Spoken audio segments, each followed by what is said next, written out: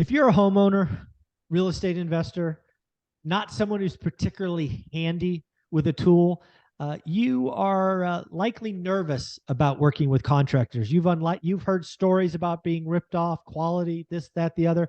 We're going to have a conversation about contractors, and we're doing that with Casey from Brick by Brick Wealth. How you doing, Casey? I am doing great, Michael. Thank you so much. So, as I remember the story, Blake and yourself are pretty handy. Over the time, you have done quite a bit of work yourselves. Now that you have two projects that have both recently closed, it appears you will be working on one and outsourcing the other. So, what advice do you have someone who doesn't have that option? What are you telling your students? What are you telling your followers about contractors? Because they're big and scary. They are biggest. So there are good contractors, there are bad contractors, there are good people, there are bad people all over the place. So to say contractors are out to bleed you dry is not true. It's true with some people and not true with others.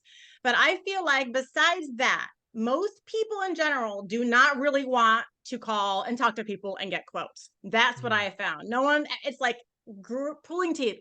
Oh, I don't want to call and get quotes. I'll just go with the first person that I get out. It's like, no, you have to get quotes because listen, people are not always giving you a competitive price. Sometimes contractors and subs, they don't want to do the job. Okay, they don't, whether they don't like you, they don't want to do the work, it's too difficult, they don't have a lot of time, or they just flat out feel like charging you more. They may charge you an overinflated price just because. So here's a great example. A couple years ago, we wanted a driveway. We need a new driveway at home. So right, I get several quotes. I do have a rule of three and that I recommend to my students, always get three quotes. Always hear from three people, three contractors, three real estate agents, three property managers, three anything. Never just listen to the first piece of advice you get. Never just go with the first person. Always talk to more people. I'm nuts and I'll go get 6 or 7 quotes. Usually that's probably about enough for me to understand, Probably. yeah, like where's the low, where's the high, what's normal in the middle. Now, it used to be where I would go get the cheapest person. I've learned my lesson on that. Cheapest doesn't always mean quality, doesn't mean they're going to show up. That means if someone pays more, you're now last in line. Okay, so I don't really do the cheapest anymore, even though it's like, I really want the cheaper one. I will go with the more experienced, the one who communicates, and the one who I've obviously done business with before will get first dibs on my jobs. But when I was doing my driveway, okay, I had several quotes. One guy charged me or quoted me $12,500 for my driveway. Okay. Another one, $36,000. Now, and some in between. If I would have gone with a $36,000 guy because he was the first one that came out, wouldn't that be stupid of me? Right? Shouldn't I have gone to get other quotes because a 12K job versus 36? Come on, the same thing. We had a wall ripped out, a load bearing wall where there was a second story. And I said, Blake, this is probably something we shouldn't do ourselves. If it was just a regular Probably. drain wall, fine, but we've got upstairs too. Right. Right. So let's like maybe not look at this one with just me and you. I can't hold up those beams, those triple lamb 15-foot beams myself. So we had multiple quotes. One guy was like $40,000. Okay. Another guy was like, I'll do it for 4,000 as long as you can, finish the drywall or some finishing work, whatever. What a difference. What a difference. Get more quotes. Another easy example is refinishing wood floors. Now, I know labor has gone up a lot, okay, in the past few years. It's ridiculous. You used to be able to hire a day worker, like from Home Depot or whatever. It used to be $100 a day. Now it's $250 a day is the minimum, at least out here. You can't get anyone to come work for you for less than $250 a day. That has dramatically increased prices. I called my granite guy the other day. Usually he gives us a free sink. And I'm like, where's my free sink with my granite install? And we always get the best prices because we have done so many granite jobs in the past few years. The other day he goes, Casey, I can't give you the free sink anymore. Just like labor rates have gotten too high. Like, dang it. Like, I know, fine. But with wood floors, we used to charge people used to charge us $2 or $2.50 a square foot, $2.50 a square foot to refinish our hardwood floors. Now this is mostly all labor. Okay, usually these guys have a machine. They don't really rent them if you're a full-time floor job guy. It's some stain and some poly. We're not talking tons of materials here, so it's not like materials have gone up. Although one guy tried to tell me that, and I was like, okay. Like I'm not born yesterday. Okay, I know it's not a lot of materials to sand a wood floor. So it used to be $2 or $2.50 a square foot.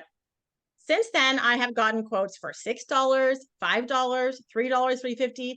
What a difference. Okay. I met some guy at a rental house, Memphis, 1,000 square foot rent, not even, it was 760 square feet of floor space he was going to refinish. He comes and tells me it's going to be $5 a square foot. I looked at him right there and I said, you know, that's crazy, right? I said, Mm. I just paid $250 a square foot, 6 months ago. Oh, well, I just did Dr. So-and-so's house in that A city over there. And I'm like, this isn't that Mm. city. This is rental property Memphis. So people have these conceptions, and I don't know if it's honestly because I'm a white girl with my Tory Burch purse, because I will tell you, they do try and charge me more. So always show up in your worst outfit in your worst Mm. car. They think you're poor. I mean, on the line, people will judge. Okay. So I laughed at the guy and told him to get lost. So if I would have gone with him, I'd have been paying a lot of money for floor refinishing. Then I went back to my old guy and he's like, yeah, I started getting quotes because initially he told me it was going to be $350 a square foot. And I was like, you used to charge me $2, but it is, labor rates have gone up. The thing is that Yeah. you just don't know. And it's hard to get a good handle on what things cost if you don't get multiple quotes and figure out what's really going on. Yeah. The other thing I think we should recommend for folks, I love getting more quotes. Not enough people do that. They kind of stick with the first one, is how do you find the good ones? Like, you come in, you bought your first rental. How are you? I mean, are you just taking out the Rolodex or phone book or whatever, Yelp, and just calling people? Are you going to networking events and asking for referrals? What's Casey doing to find the good ones? So I usually start people off with small jobs and see how well they do. Because I'm looking for a few things, right? With small, I'm not going to brand new met you, go redo my entire burr job, gut job house. That Yeah. I'd be full, right? Start people off with small jobs. And first of all, you want to find out, do they show up on time? Mhm. Do they finish in the time frame they said they were going to finish in? How do they really end up asking you for payment? Because Yeah. you may agree to a payment schedule up front, and then they're like, oh my guys, I gotta pay my guys. Can I get? That's something I'd rather like to find out on a small job versus a $20,000 job, that they're Yeah. gonna do that. And the quality of work that they're promising. They can show me pictures, but how do I know that they are pictures of jobs they did? And Mm. pictures, as we all know, if anyone has ever looked at a beautiful house in the MLS and said, "Oh my God, it's amazing," and gotten there and been like, "What the heck? This is nothing like what the picture." So pictures are very misleading. It's really hard to see tile jobs in pictures when they're a little farther. You gotta get up close, check for lippage, check for evenness, make sure it's centered. There's a lot of things. So I like to start people off with small jobs. Now, if you're an out of state investor, right, and you're not going to probably go do all that.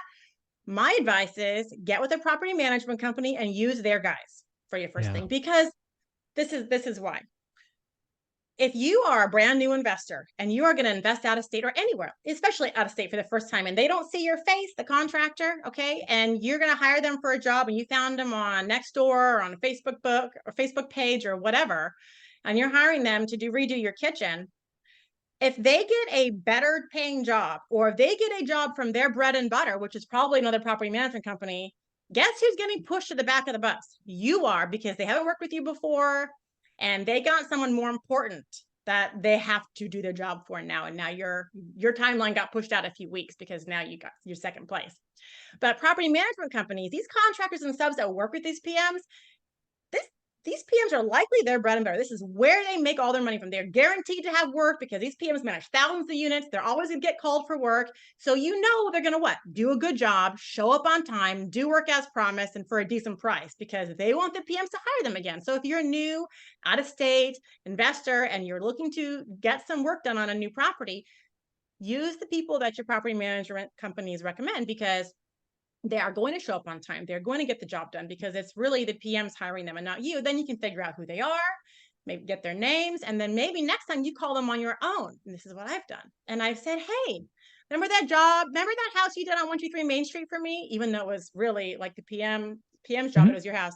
Oh yeah, that was my house. Yeah, I remember. Yeah, that was my house. And so we have another job we'd like you to do. So now they know they've already done work for you, indirectly, and they got Mhm. paid, didn't they? And there weren't too many complaints, were there? So Yeah. now they're more apt. Now you just move from bottom tier to before. So now you can give them a little bigger job next time. That is awesome. Casey, this is great information. Any kind of closing thoughts on this? Because again, there's a lot of bad stories, but they're part of the deal. And you have to work with them, network, follow up, check on them, all that stuff. And then where can people find you? I will say my final closing thoughts on this is, just because a friend used them doesn't mean they're going to do a good job for you. Still got to Yeah. start them off with small jobs. Okay. Great Don't advice. don't start off with big jobs, even if they come recommended. Happened to me. I started a guy with a bigger job. It was a disaster. Okay. Hmm. So even though it was recommended, and guess what? That guy doesn't show up anymore to our Memphis investor group. Nope. Exactly. Okay? Where can people find you?